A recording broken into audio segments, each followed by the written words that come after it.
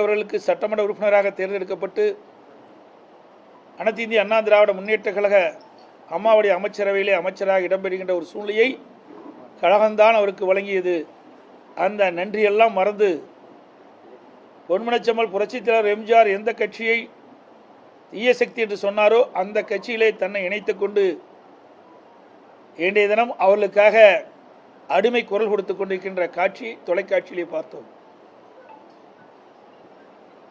அனைத்து இந்திய அண்ணா திராவிட முன்னேற்ற கழகத்தை பொறுத்த வரைக்கும் மக்களுக்காக சேவை செய்கின்ற கட்சி, மக்களுக்காக உழைக்கின்ற கட்சி, ஆட்சியிலே இருந்தாலும் இல்லாவிட்டாலும் மக்கள் பணி செய்வதிலே முதன்மையான கட்சி என்று சொன்னால் அது அனைத்து இந்திய அண்ணா திராவிட முன்னேற்ற கழக கட்சி தான். அதோடு திராவிட முன்னேற்ற கழகம் ஆட்சி பொறுப்பேற்று அதிலிருந்து இன்று வரை தமிழகத்திலே சட்ட ஒழுங்கு சந்திச்சிருக்கின்றது. எங்கே பார்த்தாலும் கொலை, கொள்ளை, திருட்டு, வழிப்பறிவு, பாலியல் வன்கொடுமை நடைபெற்ற வண்ணம் இருக்கின்றது. அது தொலைக்காட்சியிலும் பத்திரிகையிலும் வந்த செய்தியாக நாம் பார்க்கின்றோம். ஆனால் இன்றைய முதலமைச்சர் திரு ஸ்டாலின் அவர்கள் தமிழகம் மற்ற மாநிலத்திற்கு முன்மாதிரி மாநிலமாக விளங்கு என்று சொல்கிறார். நாட்டில் நிலவுகின்ற பிரச்சனையை என்ன என்று தெரியாது இருக்கின்ற ஒரே முதலமைச்சர் இன்றைய முதலமைச்சர் திரு ஸ்டாலின் ஒருவர் தான். அண்மையில் நேற்றைய தினம் வலைதளையில் இருந்த ஒரு செய்தி,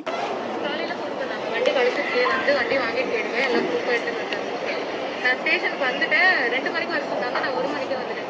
கொஞ்சம் வெயிட் பண்ணுமா, நான் சாப்பிட்டு வந்திருக்கேன் அப்படின்னு சொன்னதுனால நான் வெயிட் பண்ணிட்டு இருந்தேன். அங்கே வந்தார், அவர் எங்கே இருக்குன்னு கேட்டுட்டு வந்ததுக்கப்புறம் இல்லை இந்த மாதிரி செலவு ஆகும், இவ்வளோ தூரம் வண்டி உனக்காக தான் கஷ்டப்பட்டு தேடி கண்டுபிடிச்சிருக்கோம், 15,000 ரூபாய் கேட்கலாம், என்னால் அவ்வளோலாம் முடியாது சார் அப்படின்னு சொல்லிட்டு பேசி 5,000 ரூபா கொண்டு வந்தேன்.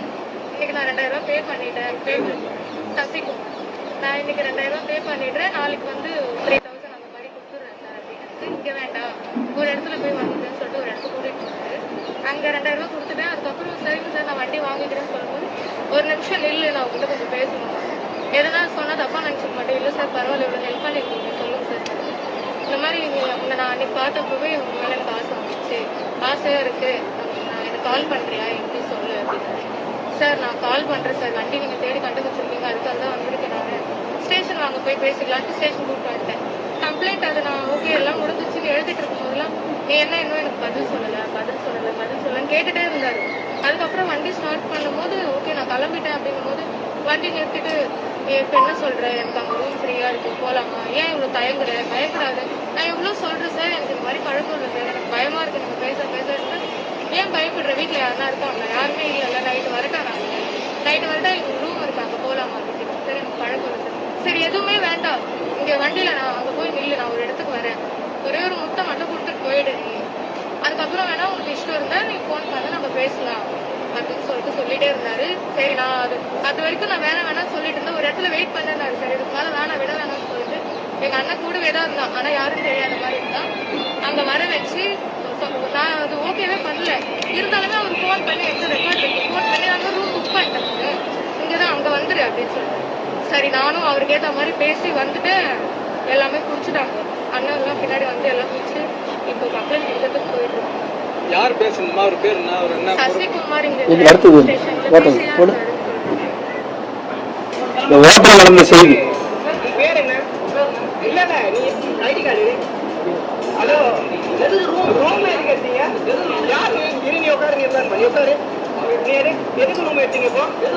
இப்போ ரூம் எடுத்தீங்க, எதுக்கு ரூமு? ஹலோ எதுக்கு யார் ரூமு? டியூட்டில இருக்கியா நீ? டியூட்டில இருக்கான்னு கேட்டேன். அவரு எதுக்கு ரூம் எடுத்த?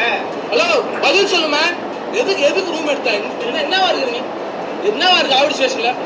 என்னவா இருக்க அது மட்டும் சொல்லு. ரெஸ்பெக்ட், டியூட்டில இருந்தா நீ இப்போ இல்ல எதுவா இருக்கிற, இப்போ அங்க எதுவா இருக்கிற நீ?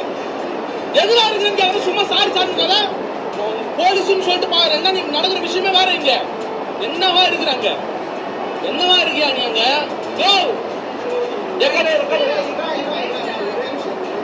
என்னவா ஒரு நிமிஷம் இங்க இரு.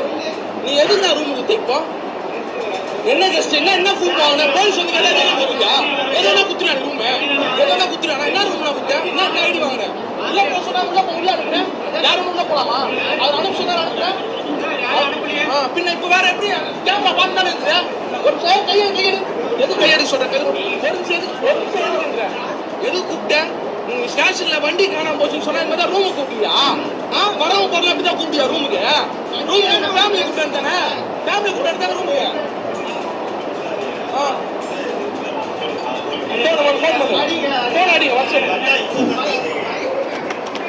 இந்த அளவுக்கு சட்ட ஒழுங்கு தமிழகத்தில் கெட்டு குட்டிச்சாராகி நாசமாகி போச்சு.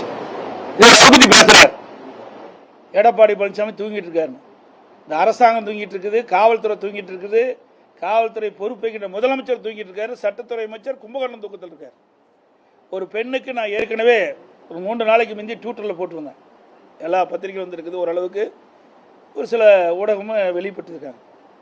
இந்த ஆட்சியில் பொதுமக்களுக்கும் பாதுகாப்பு இல்லை, பெண்களுக்கும் பாதுகாப்பு இல்லை, அவரவர்கள் பாதுகாப்பு அவர்களே தேடிக்கொள்ள வேண்டும் என்று நான் 3 நாளுக்கு முந்தி வெளியிட்டேன். நேற்றைய தினம் இப்படி ஒரு நடந்திருக்குது. எவ்வளோ மோசம்! ஒரு பெண்மணி தன்னுடைய இருசக்கர வாகனம் காணவில்லை என்று காவல் நிலையத்திலே புகார் கொடுத்திருக்கிறார். அதை கண்டுபிடித்து விட்டேன் என்று அந்த பெண்ணை அழைத்திருக்கின்றார் ஒரு காவலர்.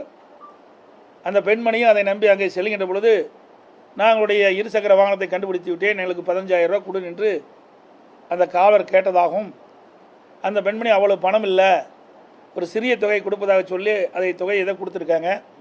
பிறகு அந்த காவலர் இங்கே வந்த செய்தியெல்லாம் உங்களுக்கு தெரியும், அதை என் வாயிலிருந்து சொல்லக்கூடாது, அசிங்கமாக இருக்குது.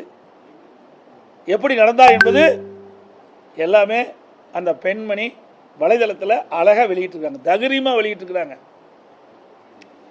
ஆக இந்த ஆட்சியுடைய லட்சணத்தை மக்கள் பார்த்துக்க வேணும். தயவு செய்து ஊடகங்களும் பத்திரிகை நண்பர்களும் இதை முழுமையாக வெளியிடுங்க. இனி இப்படிப்பட்ட பிரச்சனை நடக்கக்கூடாது என்பதற்காக நான் சொல்கிறேன். ஊடக நண்பர்களும் பத்திரிகை நண்பர்களும் நடக்கின்ற செய்திகள், நாட்டில் நிலவுகின்ற பிரச்சனைகள், நாட்டில் நிலவுகின்ற அட்டுழியங்களை, பெண்களுக்கு பாதுகாப்பாக இப்படிப்பட்ட செய்திகள்லாம் வெளியிட்டீங்களா தான் பெண்கள் பாதுகாப்பாக இருக்க முடியும். இனியாவது இப்படிப்பட்ட துயரமான சம்பவங்கள் நடைபெறக்கூடாது என்பதுதான் என்னுடைய நோக்கம். எவ்வளோ மோசமா ஒரு பெண் எப்படி பதறி போய் சொல்கிறாங்க, சிந்திச்சு பாருங்க. ஆனால் முதலமைச்சரும் சட்டத்துறை அமைச்சரும் சொல்கிறாங்க, எதிர்கட்சிகள் வீணாக எங்கள் மீது குறை சொல்கிறாங்க, வீண் பழி சுமத்துறாங்கன்னு. இது அந்த பெண்மணி வலைதளத்தில் வெளியிட்ட அந்த செய்தியை தான் நான் உங்கள்கிட்ட காட்டிக்கிறேன். அதில் வந்து ஊடக நண்பர்களும் பத்திரிகைகளும் இதை மக்களுக்கு கொண்டு சேருங்க. மக்கள் பாதுகாப்பாக இருக்க வேண்டும் என்பதற்காக இந்த செய்தி வெளியிடுங்க. அதோட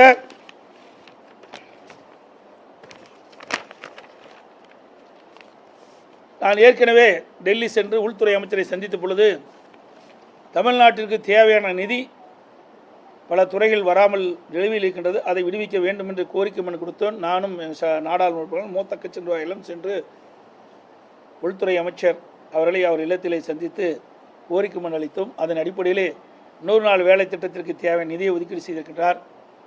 அதோடு மெட்ரோ ரயில் திட்டம் கட்டம் 2க்கு நிலுவை நிதி அதையும் ஒதுக்கீடு செய்திருக்கின்றார்.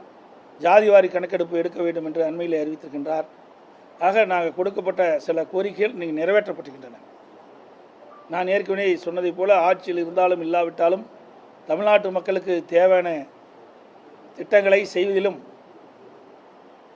தமிழ்நாடு வளர்வதற்கான அடிப்படை நிறைவேற்றுவதற்கும் நாங்கள் எப்பொழுதும் துணை நிற்போம் என்பதை இந்த நேரத்தில் தெரிவித்துக் கொள்கின்றேன். நலிந்தவர்களுக்கு 20% இடஒதுக்கீடு பள்ளியில் மெட்ரிகுலேஷன் பள்ளியில் இது வரைக்கும் நிதி ஒதுக்காதனால ஏப்ரல் 19ஆம் தேதியே அதுக்கான அந்த கால்குலேட் பண்ணி அறிவிச்சிருக்குன்னு இதுவரை அறிவிக்கல. இதனால பெற்றோர்கள், அதாவது அந்த ஏழை எளிய மாணவர்கள் இருக்கக்கூடிய பெற்றோர்கள் ரொம்ப அவதிப்படுறாங்க. இது நிதி இல்லாதனால தான் அப்படின்னு சொல்றாங்க.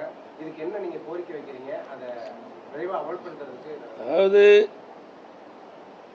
அனைத்து இந்திய அண்ணா திராவிட முன்னேற்ற கழக ஆட்சி இருக்கின்ற பொழுது எல்லா துறைகளிலும் சிறப்பாக செயல்பட்டது. அந்தந்த நேரத்திற்கேற்ப அந்த துறைகளில் கவனம் செலுத்தி மக்களுடைய பிரச்சனை தீர்த்து வைத்தோம்.